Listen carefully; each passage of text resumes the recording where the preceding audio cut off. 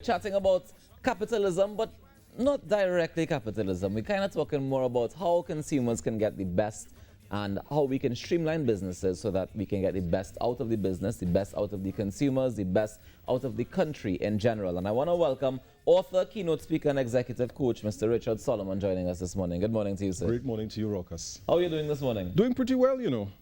Tell me, how important is customer service when it comes to businesses and running a business? Well, why does a business exist? Usually people start businesses to make money. Right. And customers who are well treated will come back and they'll tell their friends. So that sort of plays into to the whole intent of why we start a business. How your families do that in Trinidad? If I were to give it on a scale of 1 to 5, I would say we're at a 2. Okay. Yeah. Well, that 2 is better than 1. 2 is better than 1, but it's far from where we could and should be.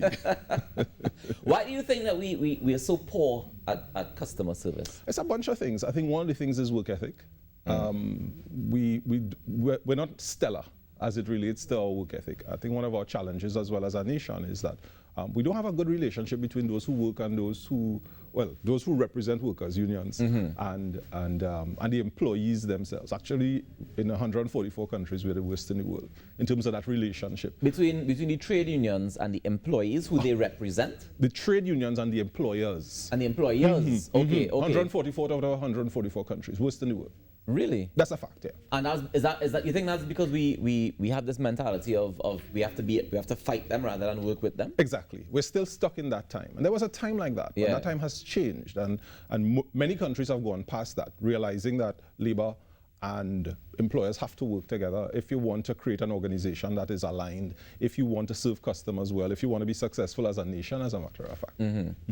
But I wonder as well, you have to work together, but how does that relationship develop? Because, the employers, the people who run any business, they at the end of the day, like we said at the beginning, they want to make money. Yeah. Right? And they want efficient staff. Yeah. I've often seen where these trade unions tend to be like, we want more money. Yeah. As employees, we want more money without the considerations for what the actual cost of running the business is. Yeah. And can they afford to pay us more money? But we just need more money. Yeah. How are we fixing that? Because it's like, silos. It's almost everybody wants a piece of the pie, but the pie is being sliced more and more thinly, and we haven't talked about shareholders. But shareholders only for some, want more though. money. It's only being sliced more thinly for some. I don't know if that's true. Oh, you mean? Yeah, I don't know if that's true. Who's the some you're referring to? The people who driving around in the Porsche Cayennes that's a small percentage of the society. But that's my point. Yeah. That's my point. Is that that small percentage of society gets big pieces, large chunks of the pie, when the majority of the society is still getting the slivers that we're talking about. Here's what it is. Every stakeholder group, customers, staff, employers, shareholders, want a piece of the pie. Right. That's normal. Right. That's just how the world is set up. We are in a capitalist society. And whether it has gone mad or not, I'm not sure. But Sparrow said long time. But the fact is that everybody wants a piece of the pie. Think about it. How can we make that pie richer? Right. We need more customers to come into the business. That's a fact.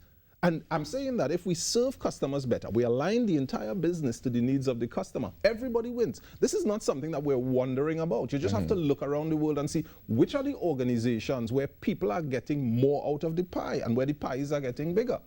And those are the ones who are serving customers But better. isn't that also a factor of the society or the economy or the size of the target audience? Because, I mean, if we always do it, right, and it's horrible, I hate that we do it, but we always compare ourselves to America. Right. Ridiculous, right? The size alone makes a big difference. To make an effective comparison. Of course. So then, how then do we increase the pool? How do we get more customers? Yes, I agree. Customer service is one way, but realistically, we only have 1.4 million people, right? After some time, you're going to exhaust that pool. How do we get more? So one of the things that we have to look at is the world is no longer the story right around you or the streets right around you. I mean, in today's world, and certainly with the pandemic, we've seen that. We could punch further out than we ever have. And that's one of our weaknesses as a nation. One of our weaknesses is that our market size, not just our own market, but the market that we are able to affect is so small. We don't look far out. So when someone asks me, well, Richard, you've worked with companies in 42 countries. How did you do that? Well, I asked and I pushed myself out and I see the world as a very small place. And we can do that. More and more companies are pushing out. I mean, we see launches now of companies that are saying, local companies that are pushing further out, beyond the normal, okay, in the Caribbean or even in the Americas. That's one of the things we have to do. We can make our market bigger. There are countries our size that are influencing and tapping into markets many, many times their size. It's possible, but we have to have that vision and we have to be efficient at doing it. You see what I'm saying? How do we improve the efficiency? Right. So one of the things that we have to do is that we have to demand that people actually perform and we hold them accountable for performance. Ah, boy. And let me just go one step further. Please. In our labor force, 611,000 people, 26% of those people work for the state. Right. So unfortunately or fortunately, the state is a big and important factor in ensuring efficiency in this nation. And I said it before, Tanzania improved their customer service and got a bump in tax collection by 5%. All they did was increase customer service. So I'm pointing to something there. If you improve service, people tend to want to do businesses with those organizations. Well, that's true. Because I mean, if I get treated good somewhere, I'm going back. That's the basis of it all. And the reverse is true. If I feel like I'm treated badly, I don't want to go back. Yeah, but then you see it have things like the public service where you have to go back no matter what.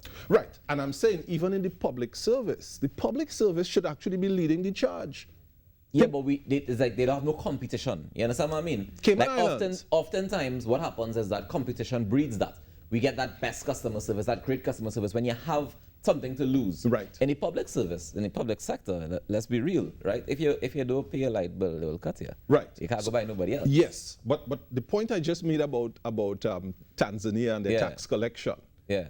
If we did that here, i.e., if we made it easier for people to pay their taxes, if we treated them better when they came to pay their taxes, we'll pay more taxes. So I'm saying we do have something to lose. Right? The Cayman Islands recognizes this, for example, not too far from us.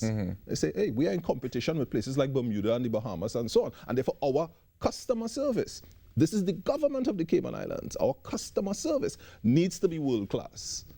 Because we realize that this is something that, this is not one of those things that we could skip, you know. Yeah. As a nation, we talk about tax collection, and that's an important factor, but there are so many other factors.